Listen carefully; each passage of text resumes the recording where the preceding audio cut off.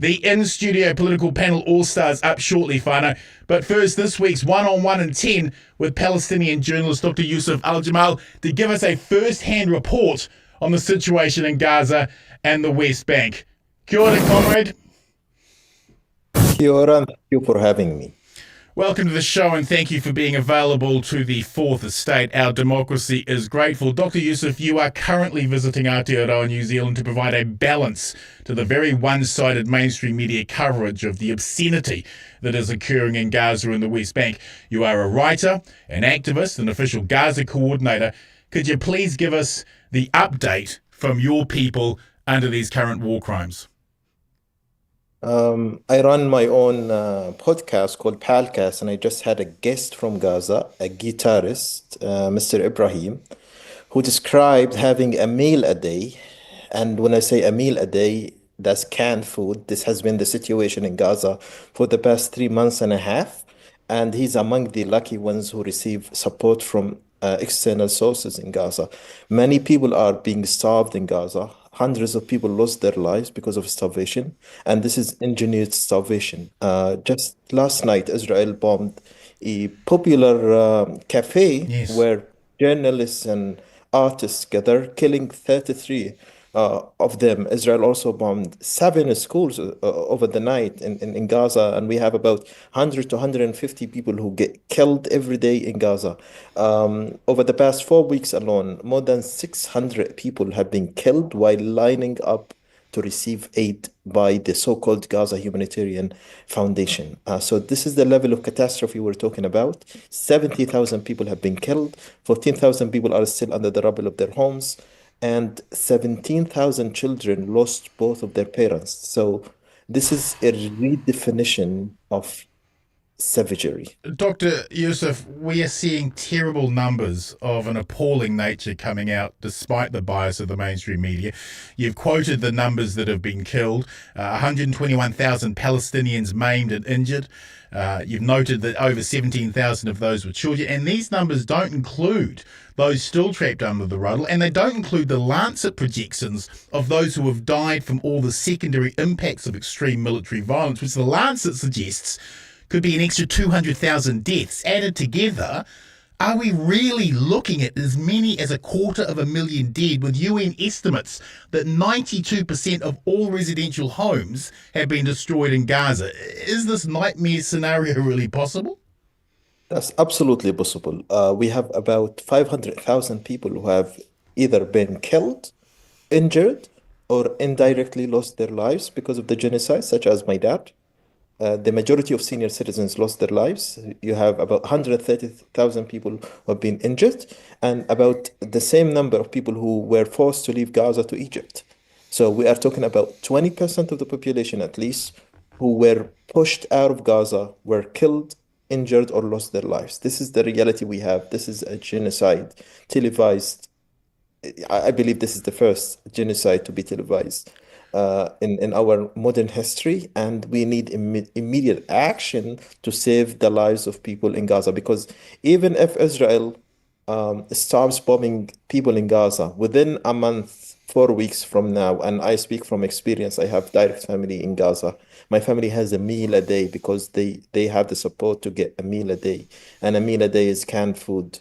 Within 4 months, if aid is not allowed into Gaza, and if it continues to be used and weaponized as kill zones and death traps for Palestinians, we will see thousands of Palestinians losing their lives every day because of starvation. How do you view the uproar towards Glastonbury Festival performers who criticised Israel? Is there a disconnect between people being offended by musicians when war crimes are being committed? See, the BBC did not cover it because they knew that some pro-Palestinian artists will chant against Israel or be in favor of Palestine. They're more worried that this is going to happen versus covering a genocide that is taking place. The BBC has also withdrawn a documentary on Gaza narrated by a Gazan child using lame excuses. It's beyond imagination what the level of dehumanization that the Palestinian people have been subjected to. And we have to change this narrative. We have to change this reality because the streets are with Palestine. You see, you go to concerts, protests, rallies, the thousands of people taking to the streets every week, but governments are not listening. There is a huge disconnect, there is a huge gap between the voice of people on the street and what governments and mainstream media are doing. Defenders of Israel will argue that Hamas started this on October the 7th and that everything that occurred after that is on the Palestinian people. How would you respond to that position? Well, this started in 1917 with the British colonization of Palestine that paved the way for Israel to be established on the ruins of 534 Palestinian towns and villages. My great grandfather was killed in his village. My grandfather lived his entire life as a refugee, and my father lived his entire life as a refugee and lost his life to the genocide. So it started with establishment of Israel, I would say, if we do not say the British colonization, direct ethnic cleansing of Palestinian towns and villages that made 70% of the population of Gaza as refugees. It started with 17 years of siege, where hundreds of people lost their lives because of Israel's denial of medical permits. Started with the killing of 1,500 Palestinians 2008, 2007, 200, 2012, and 2,500 in 2014, and thousands of others throughout the years. Our life has never been normal. We've been living under siege, brutal medieval siege in Gaza, where a 10-minute surgery could cost your life. My sister was one of these people who lost her life at the age of 26 because Israel denied her a permit in 2007. So, there's a discussion about the danger of a single narrative that starts with second. Yeah, October 7th is second. yeah, First, we have to talk about the Nakba of 1948 and the sure. British colonization of Palestine in 1917. Do you honestly believe that Israel would really stop bombing if Hamas handed back all the hostages? 90% of Hamas is destroyed. Israel wants the ethnic cleansing of Gaza. This started with 1969 with Moshe Dayan, Israel's defense minister, introducing a secret plan to send young people in Gaza on a one-way ticket to Paraguay. Hmm. So they always wanted to see Gaza as a parking lot, to quote an Israeli who spoke to an Israeli radio in 2008. This is the ethnic cleansing of Gaza. It just was withdrawn from the drawer of Israeli politicians. They always had it on the agenda, and they always wanted to see Gaza without Gazans and Palestine without Palestinians. That's my argument. Here are the lyrics to the Trump Gaza AI advert that Trump sent out on social media with Donald and Netanyahu in a swimming pool drinking cocktails, large golden statues of Trump and Elon Musk walking around raining money on everyone. Donald's coming to set you free, bringing the life for all to see. No more tunnels, no more fear. Trump Gaza is finally here. How utterly insane is that? I mean, a lot of people in the US and worldwide do not take Donald Trump seriously, and Mm. his artificial intelligence video was a continuation of statements and actions he has taken to dehumanize the Palestinian people and to deprive them of their land by recognizing Jerusalem as Mm. Israel's capital. He sees Gaza as a real estate place, investment. He calls it a demolition site, and this is how he sees it. He thinks it's another, high rise in New York City that could be demolished and rebuilt, not knowing the history of Gaza. Gaza is one of the, oldest cities in the world. Yes. The word goes in English, comes from Gaza. He lacks history, he lacks understanding.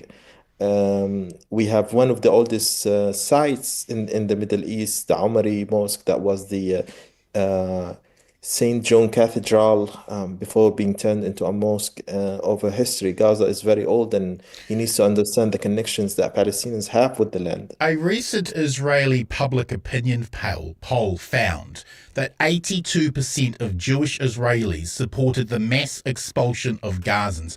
I've read extensively about the malicious violence the IDF have meted out to Palestinians. And there is a cruel perversity in their violence. The shooting of children by snipers in the head, the widespread sexual torture inside Israeli detention centres, the pinning of soft toys as trophies from Palestinian children that the bulldozers use when flattening homes, the dropping of military-grade weaponry on Palestinians in tents, hospitals, homes, schools with the false justification that Hamas were using human shields, the heavy uranium munitions used and the toxic waste the bombing campaign has poisoned Gaza with, the brutal Zionist settlers' violence in the West Bank, the use of hunger as a weapon, the group punishment mentality. I put to you, Dr. Yusef, that the Israelis have become the biggest victims of their oppression of the Palestinian people, because oppressing a people doesn't just mutilate those they oppress, it also warps the soul of the oppressor, doesn't it? Absolutely. My late mentor and intellectual, Dr. Rifat Al, who wrote the famous poet, If I Must Die, Yes. You Must Live to Tell My Story, edited a collection of short stories out of Gaza in 2014. And one of these stories deals with the psyche of Israeli soldiers and what they do when they go back home. The occupation of Palestine by Israel not only damages Palestinians and their futures and their homes, but also the souls of Israeli soldiers. Absolutely. Many committed suicide after leaving Yes. Gaza. Many are Yes. fighting not to go back to Gaza. Many rates of domestic violence in Israel has increased after October 7 because of many soldiers coming back from Gaza after committing horrible crimes. So it Finally, absolutely finally, harms them. what can we in New Zealand do to stand in solidarity with the Palestinian people? You know, New Zealand is far from Gaza, but if we look at the history, it's too close. In fact, we have Maori soldier graves in Gaza at the Hmm. British War Cemetery.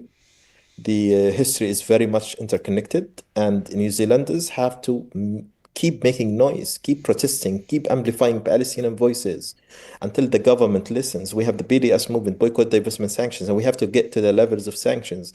Hmm. Please get your national MPs. We need six of them to sign into a draft resolution that will impose a trade embargo on Israel. And this is how Israel is going to change. We have to move before Israel moves. Yes. Thank you, comrade. Good luck to you and your people. For Peace, having me. peace be upon you.